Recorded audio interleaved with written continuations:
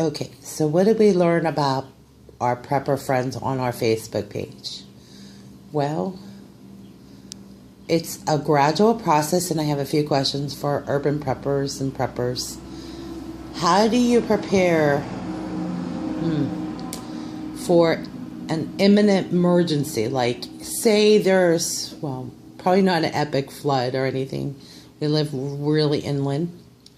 So the situation would call for certain concerns that would be addressed for this region. Like here, we're in like a more of a city suburban area. So I would think that like for our area, it would be more like snowstorms and things that we would prepare for in advance. Like this time of year, it's August in the Northeast corridor of the United States. So what do we do to prepare for emergencies? Well, like I said, it was August, and we would get the summer stuff out, glassware, stuff like that, and start packing it away or keeping it in a crate, which that's probably where it's going to end up. See, this is our refrigerator right now until we get a new fridge. So I guess people ask these questions like, how do you prepare? Well, you have to start somewhere. So I decided, let's get all the glass out of the closets and let's pack that stuff away. And why would I do that? Because I don't want to be cleaning up glass if there is an emergency. Say there is a windstorm and those windows being as long as they are. Simply, I wouldn't want to be cleaning up glass. So the less glass, the better, and things like that. I guess secure things like that kind of stuff makes sense. So I started reassembling things and putting some order back. And I put all the extra silverware in plastic containers. I label stuff, things I would want if in case an emergency. I want some clean silverware, simple stuff. So I don't know. I'm not going to sit here and tell you I know everything about prepping. But I could learn a few things and tactics. And one of the really nice things about having talked to Chance from American Survival Wholesale is just doing practical things like around the house. So let's go there and I'll take you through some of the things I've learned. Okay, so this is our pantry. I started getting rid of stuff that I know aren't, well, when I said that I was changing certain things over and dietary changes, I'm going to show you what we did. Now, a lot of you see this on the store shelves today. I just changed all our sugars over. It took 2 years, but gradually got off of regular sugar. And this is what we've been using the 2 years. And that's what we use for coffee. You know, anything, cooking. Okay, same with flour. If you can make that transition and start using this. This is hard to do because it's expensive, but you got to know that all this, not all organic, non-GMO is all created equal. I can't emphasize how important it is to have 2% alcohol. It's a good astringent and disinfectant, especially if you're dealing with like people with infections. You should always have that around and clean your house and spray it down, especially if somebody's sick. These are things I'm just pointing out. Hopefully people can learn some things, and maybe this is all like, I don't know what the word for it, repeat. Now, every urban prepper girl has to have a nice supply of candles, so I think we can just skip that part because most girls I know, they have more than enough candles, but it never hurts to add this into this. Now, believe me, this might not apply to all of us girls out there. I don't know anyone that's an avid reader. The only thing they probably read is their Instagram feed and Twitter page and maybe Facebook wall. But if you're really out for a big adventure, maybe grab some books. Like, this is a whole series of Paul McGuire books. Look, Prophecy of America. Woo. Just more books. That's good. See all that? It's we have a supply of reading material. Even if you don't read, it's always good to have it anyway, I guess. Now, this applies to people who think ahead, but this takes a lot more work than it looks. It looks really sloppy, but that's okay. This is where a lot of the glassware and fragile stuff goes. Try to put it somewhere where it's not, you know what I mean? Put the glass somewhere away from all the, you know, everyday stuff, because I don't know that a lot of people use glassware a lot. If you have kids, you probably don't even have glass cups anymore. You probably only believe in plastic, which is common, but try to pay attention to the plastic that you're using, BPA free. Keep that in mind. So you're asking, why am I going through all this? Because any practical girl on their own, single, maybe you have a boyfriend, but if you learn anything from this, you want to have batteries. And I know plenty of you girls probably have an extra supply of batteries, and if you don't, you should really think about that. And we know every prepper girl out there has the more than enough toiletries. This is just atypical for us. We have more than enough to probably last maybe 3 years. We might not have food, but we have plenty of this stuff. Why? That's another question to be asked later. But we're not here to figure it all out. We're just pointing out the obvious. You might not have food, but you have shampoo. I just decided to show you an empty wall with hangers.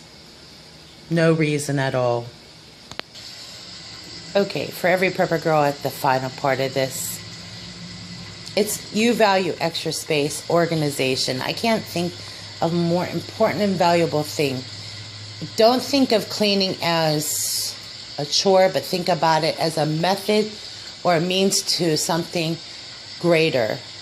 So cleaning up your floors, and make sure your debris, make sure you always have debris out of the area. I can't think of a more important thing in the middle of an emergency, and all you need to do is slip on a piece of ice, or in this case glass, or just debris. But all this preparation, you gotta think outside the box a little and think of situations and scenarios. So we're gonna walk through some things here in a moment, but let's switch to this next part of the video. I'm a big believer that if you get these kind of bulbs, you're pretty much okay. I wouldn't be investing too much in other bulbs, but just have whatever's left of these long light bulbs. Keep a supply of them. They're safer, all that jazz and stuff like that. You want to have this extra. Okay, so we're back here in the kitchen where I started to wrap it up. I didn't say all this just to waste a lot of free time and just to show you I have a Hello Kitty glass, by the way. I did this because I want you all to look at what you can or can't do. There's a lot I can look at here. I do this as a reminder of where I need to be, where I want to be.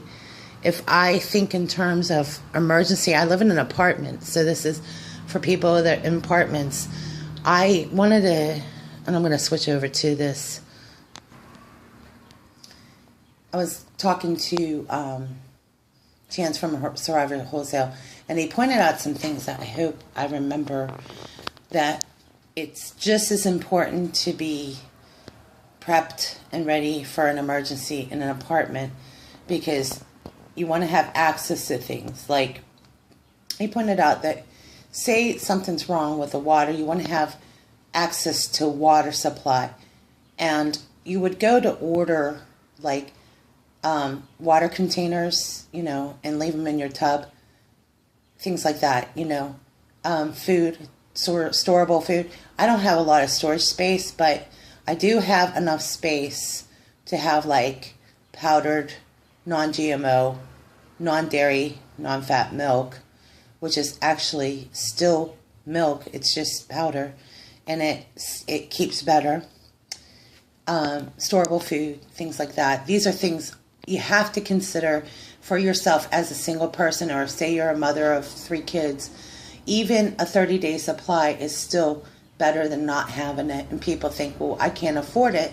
Well, he has a 777 plan for people on a, fixed income, and he's willing to work with people. And I found his insight, and so much is, all I'm doing is repeating and hopefully learning more as I go.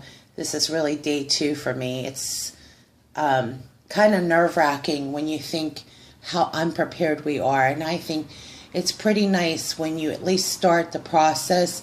I sense I'm more relieved having started the process.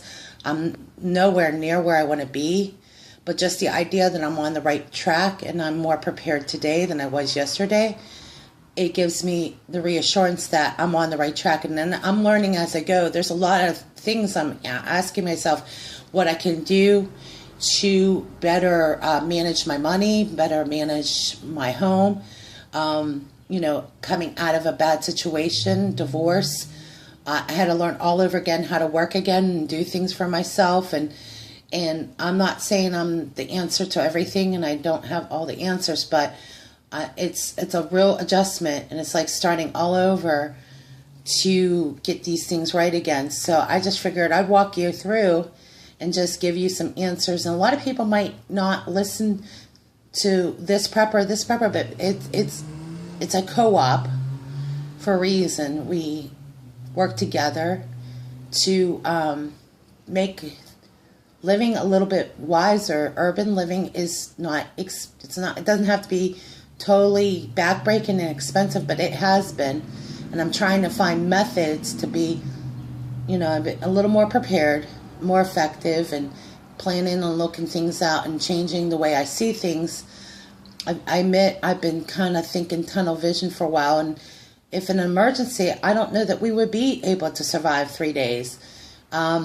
Statistically, grocery stores run out of the main staples within the first 24 to 72 hours. So I ordered the powdered milk and flour and things like that, and getting into a practice of cooking and changing the way dietary changes means I'm going to have to learn how to cook this way and do things.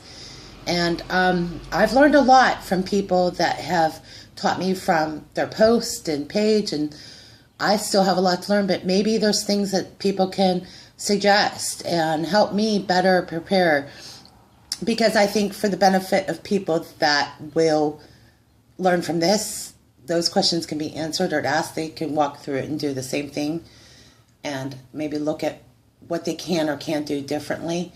I know that having done this, I'm still learning, and it's really hard to admit that we're not as prepared as we'd like to be, but we're way better off now, today, than we were yesterday.